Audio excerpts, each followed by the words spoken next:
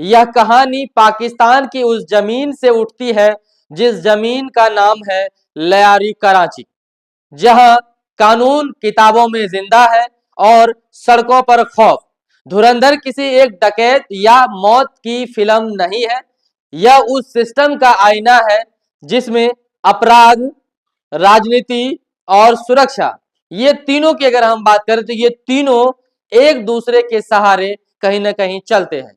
दोस्तों, कहानी का केंद्र है सरदार रहमान बलोच उर्फ रहमान डकैत की। एक ऐसा नाम जो वक्त के साथ इंसान नहीं, पहचान बन जाता है। कहा जाता है कि सरदार अब्दुल रहमान बलोच उर्फ रहमान डकैत, जो मूवी में दिखाया गया है, डकैत का जो रोल निभाया है, रहमान डकैत का जन्म अपराध के लिए नहीं हुआ था, लेकिन हालात ने उसे वहां पहुंचा दिया जहां उसे नहीं जाना चाहिए था।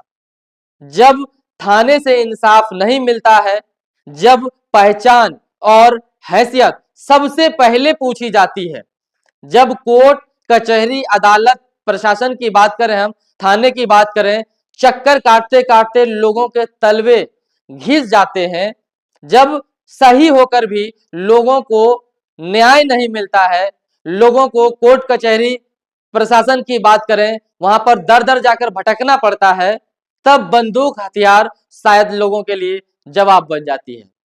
और दोस्तों, इसी तरह की कहानी सरदार अब्दुल रहमान बलोच उर्फ रहमान डकैत के साथ था।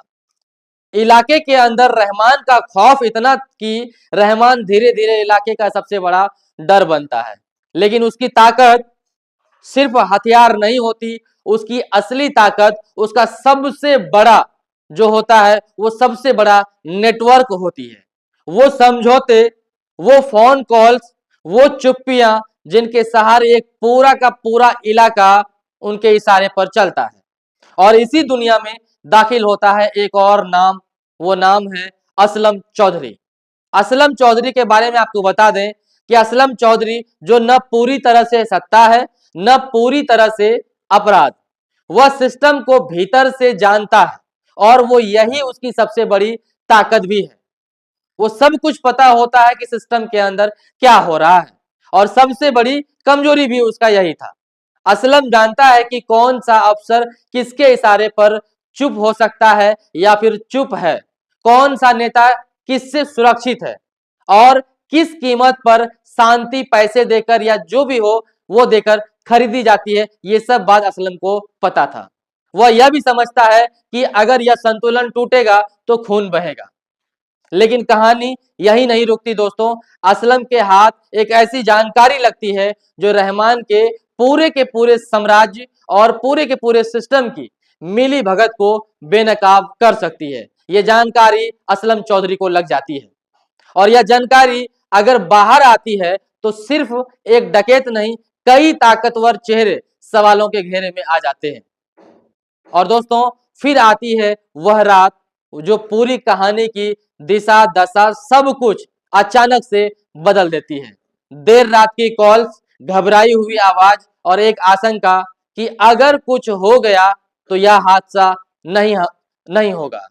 कुछ घंटों बाद सरकारी बयान आता है कि असलम चौधरी मुठभेड़ में मारा गया।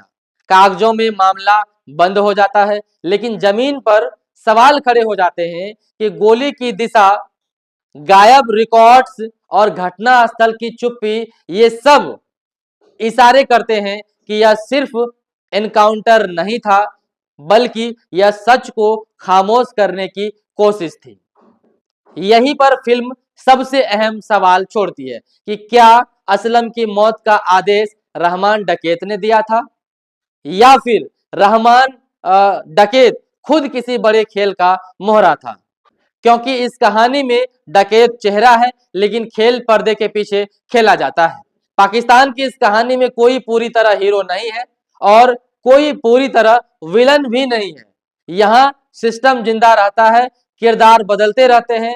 और धुरंधर का अगर हम बात करें तो धुरंधर मूवी का सार यही है कि जब सच बोलना सबसे बड़ा जुर्म बन जाए, तब मुठभेड़ सिर्फ गोलियों से नहीं, सवालों से भी होती है।